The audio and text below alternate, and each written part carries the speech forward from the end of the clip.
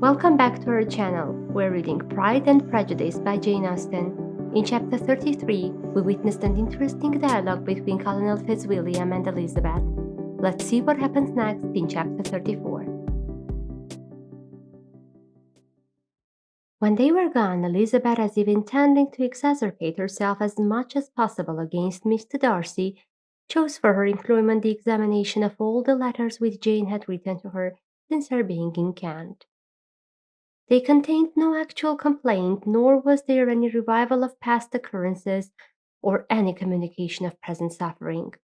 But in all, and in almost every line of each, there was a want of that cheerfulness which had been used to characterize her style, and which, proceeding from the serenity of a mind at ease with itself and kindly disposed towards everyone, had been scarcely ever clouded. Elizabeth noticed every sentence conveying the idea of uneasiness, with an attention which it had hardly received on the first perusal. Mr. Darcy's shameful boast of what misery he had been able to inflict gave her a keener sense of her sister's sufferings. It was some consolation to think that his visit to Rosings was to an end on the day after the next, and a still greater that in less than a fortnight she should herself be with Jane again, and enabled to contribute to the recovery of her spirits by all that affection could do.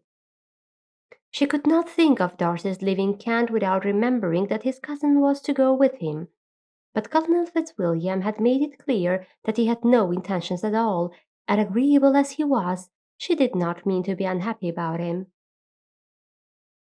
While settling this point, she was suddenly roused by the sound of the doorbell, and her spirits were a little fluttered by the idea of its being Colonel Fitzwilliam himself, who had once before called late in the evening, and might now come to inquire particularly after her. But this idea was soon banished, and her spirits were very differently affected when, to her utter amazement, she saw Mr. Darcy walk into the room. In an hurried manner, he immediately began an inquiry after her health, imputing his visit to a wish of hearing that she were better. She answered him with cold civility. He sat down for a few moments, and then getting up, walked about the room. Elizabeth was surprised, but said not a word. After a silence of several minutes, he came toward her in an agitated manner, and thus began. "In vain I have struggled. It will not do. My feelings will not be repressed. You must allow me to tell you how ardently I admire and love you." Elizabeth's astonishment was beyond expression. She stared, colored, doubted, and was silent. This he considered sufficient encouragement, and the avowal of all that he felt, and had long felt for her, immediately followed. He spoke well, but there were feelings besides those of the heart to be detailed, and he was not more eloquent on the subject of tenderness than of pride. His sense of her inferiority, of its being a degradation, of the family obstacles which had always opposed to inclination, were dwelt on with a warmth which seemed due to the consequence he was wounding, but it was very unlikely to recommend his suit. In spite of her deeply rooted dislike, she could not be insensible to the compliment of such a man's affection, and though her intentions did not vary from an instant, she was at first sorry for the pain he was to receive, till, roused to resentment by his subsequent language, she lost all compassion in anger. She tried, however, to compose herself to answer him with patience, when he should have done. He concluded with representing to her the strength of that attachment which, in spite of all his endeavours, he had found impossible to conquer, and with expressing his hope that it would now be rewarded by her acceptance of his hand. As he said this, she could easily see that he had no doubt of a favourable answer. He spoke of apprehension and anxiety, but his countenance expressed real security.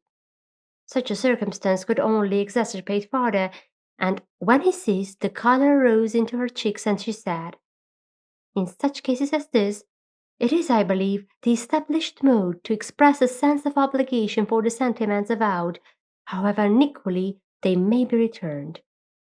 It is natural that obligation should be felt, and if I could feel gratitude, I would now thank you. But I cannot. I have never desired your good opinion, and you have certainly bestowed it most unwillingly. I am sorry to have occasioned pain to anyone. It has been most unconsciously done, however, and I hope will be of short duration. The feelings which you tell me have long prevented the acknowledgment of your regard can have little difficulty in overcoming it after this explanation.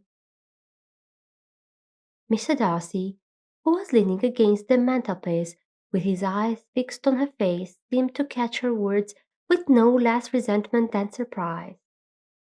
His complexion became pale with anger, and a disturbance of his mind was visible in every feature.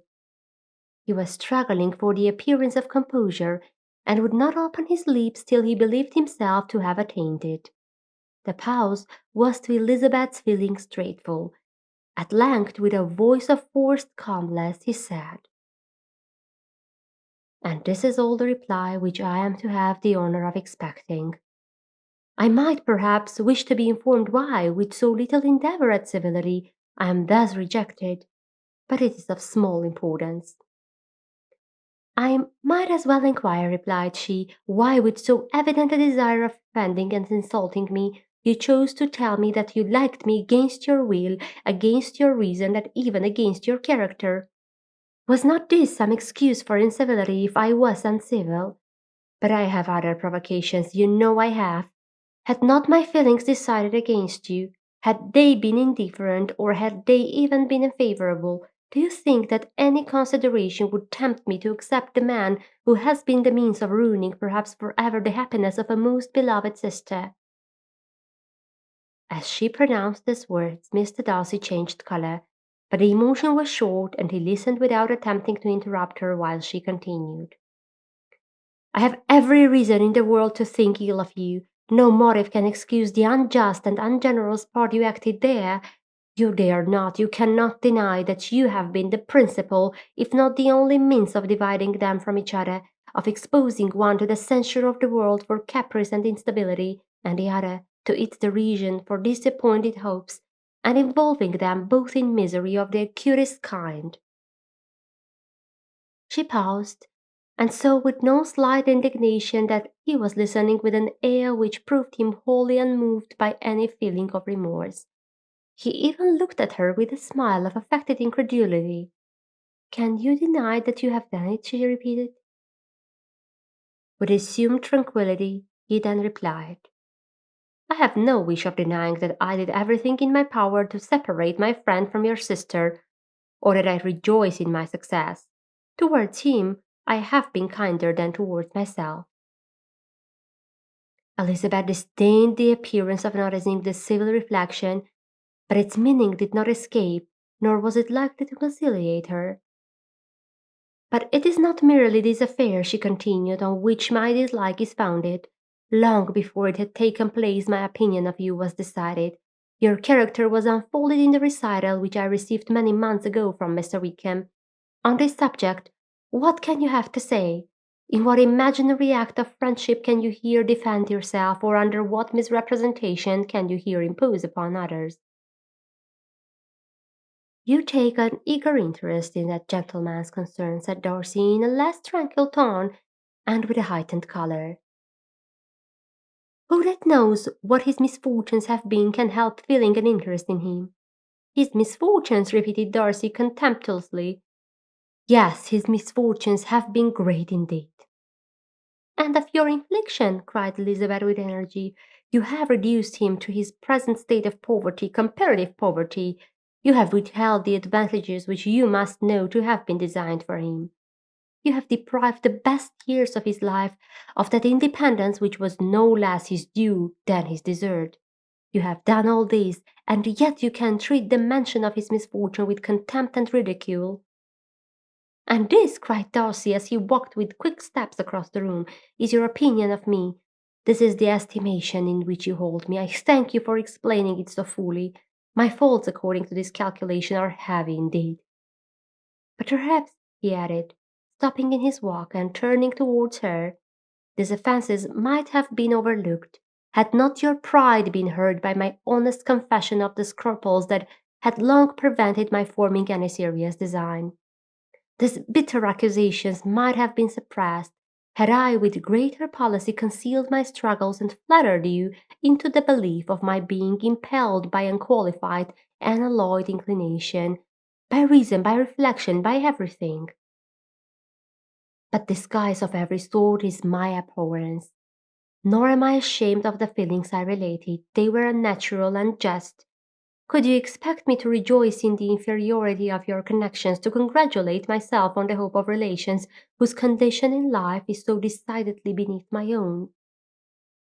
Elizabeth felt herself growing more angry every moment, yet she tried to the utmost to speak with composure when she said, "You are mistaken, Mr. Darcy, if you suppose that the mode of your declaration affected me in any other way than as it spared me the concern which I might have felt in refusing you, had you behaved in a more gentlemanlike manner." She saw him start at this, but he said nothing, and she continued, "You could not have made the offer of your hand in any possible way that would have tempered me to accept it." Again his astonishment was obvious, and he looked at her with an expression of mingled incredulity and mortification.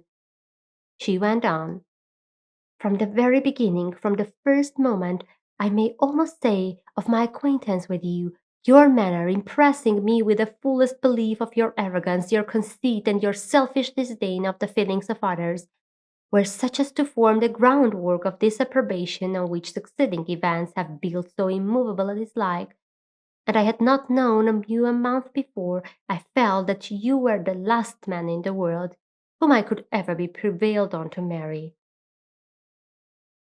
"You have said quite enough, madam. I perfectly comprehend your feelings, and have now only to be ashamed of what my own have been. Forgive me for having taken up so much of your time, and accept my best wishes for your health and happiness." And with these words he hastily left the room, and Elizabeth heard him the next moment open the front door and quit the house. The tumult of her mind was now painfully great. She knew not how to support herself, and from actual weakness sat down and cried for half an hour. Her astonishment, as she reflected on what had passed, was increased by every review of it. That she should receive an offer of marriage from Mr. Darcy, that he should have been in love with her for so many months, so much in love as to wish to marry her in spite of all the objections which had made him prevent his friends marrying her sister, and which must appear at least with equal force in his own case, was almost incredible. It was gratifying to have inspired unconsciously so strong an affection, but his pride, his abominable pride, his shameless avowal of what he had done with respect to Jane, his unpardonable assurance in acknowledging, though he could not justify it, and the unfeeling manner in which he had mentioned Mr. Wickham, his cruelty towards whom he had not attempted to deny, soon overcame the pity which the consideration of his attachment had for a moment excited.